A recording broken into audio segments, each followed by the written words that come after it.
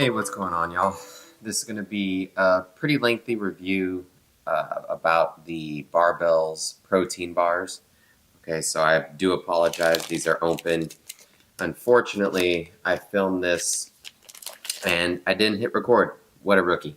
Anyway, I'll go over flavor, calories, proteins, all of that stuff. So stay with me if you're into these types of reviews. Like I said, it is going to be long. So let's get started. They have a few different varieties. So they do have this basic, just your essential protein bar with a couple different flavors. I believe there's 8 or 9 different flavors right now, and there's a new key lime pie that just got released. So that is, I'll show you real quick, right here, right, key lime pie.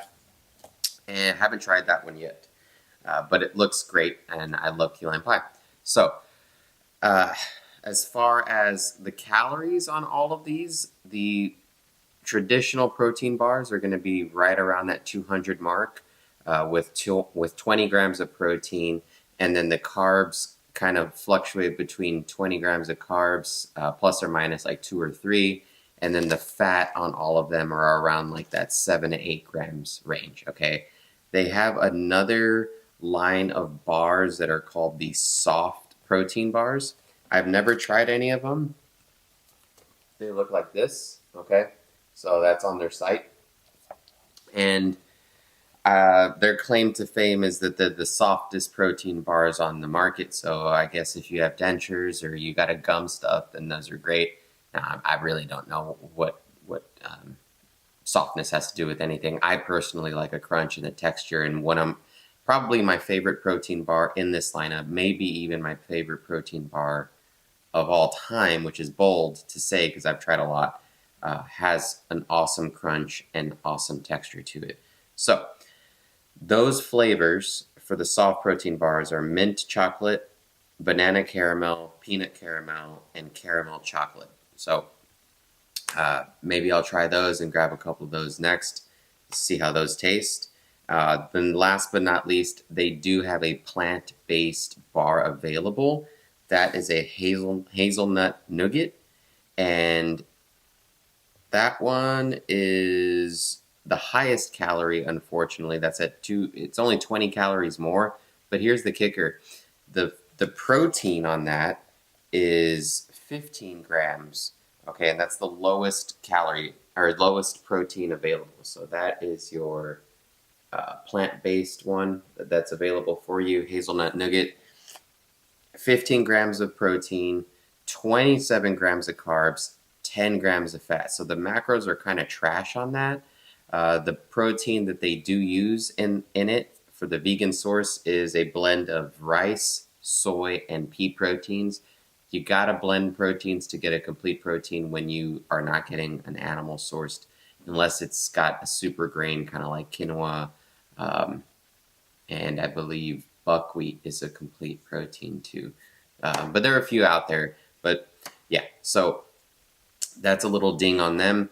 And I will say this about the regular protein bars as far as their protein source. It's a blend of milk protein, which is casein protein. Then you've got whey protein concentrate and whey isolate.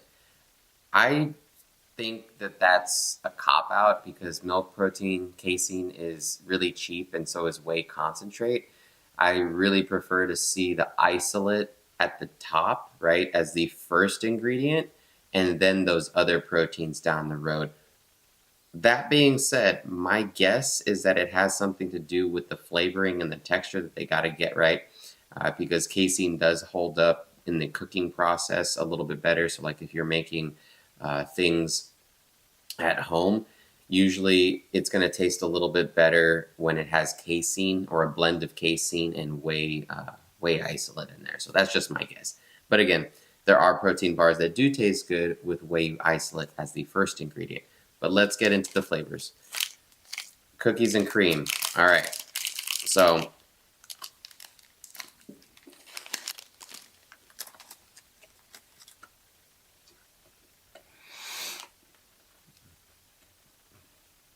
it's your kind of run-of-the-mill cookies and cream flavor. Nothing too spectacular about it. I don't think anyone would be disappointed getting it, but I also don't think anyone would be blown away and say, wow, this really tastes like an Oreo. It doesn't. It has more of a nougaty flavor than that kind of, that white filling, that cream filling from the Oreo.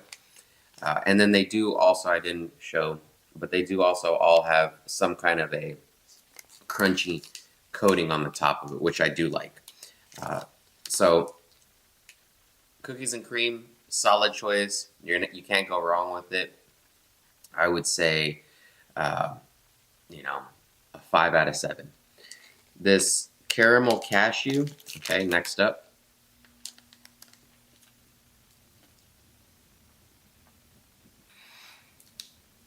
This one,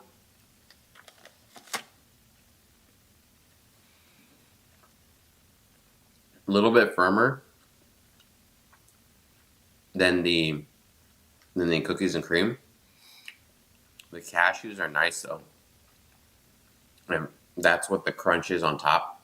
Some of these other ones kind of use what I'm guessing is more like a Rice Krispie to give you that texture, that crunch. But the caramel cashew, I love cashews, so that's probably impacting my flavoring, I guess, affinity for the caramel cashew bar. But I think that it's better than the cookies and cream. And it's also not that common. I don't see very many protein bars using cashews. So I think that's another solid choice. And just spoiler alert, all of these are good, okay? None of these bars taste bad, which is crazy because within brands sometimes of protein bars, you can have one that's garbage and then one that's like out of this park. All the flavors that I've tried, I like. Next one, Creamy Crisp. From what I remember, this is probably my least favorite. Yeah. So, the Creamy Crisp has a little bit of a coconut vibe. Not that I don't like it.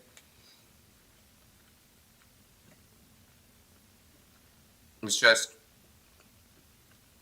it's softer than the others. And I like the texture on the others better. And the flavor is also kind of like, take it or leave it. It tastes good, and it tastes like a candy bar. If you're looking for more of that kind of Milky Way type of bar, I would say that Creamy Crisp is your jam, or maybe even not Milky Way. Three Musketeers is what I would equate that to. I don't really like Three Musketeers. I think it's, again, too soft. So again, not that the flavor's bad. It's more of a texture thing on that one. It's still tasty though. This one, birthday cake. Okay, so I'm not usually a fan of birthday cake flavoring things.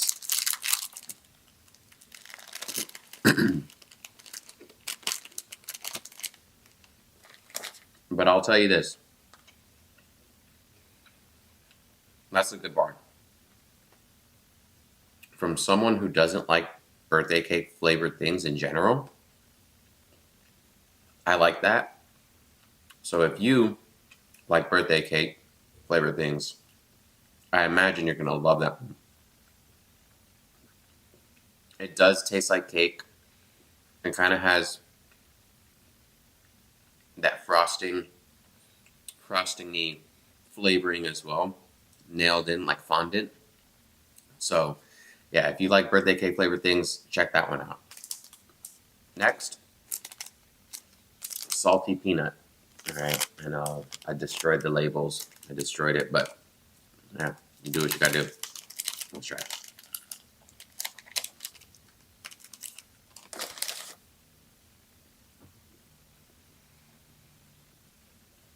Let's try it.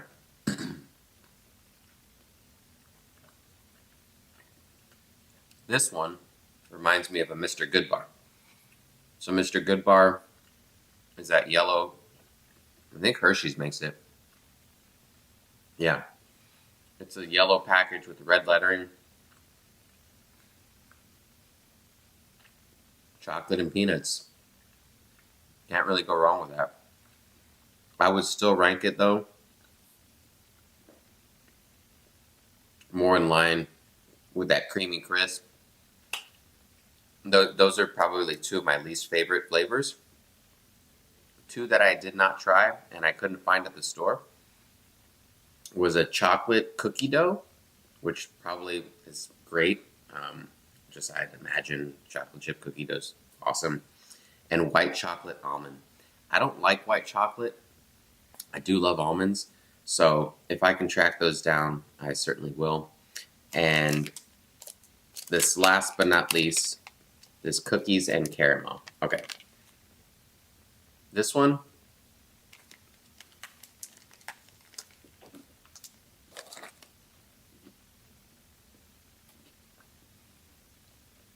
phenomenal.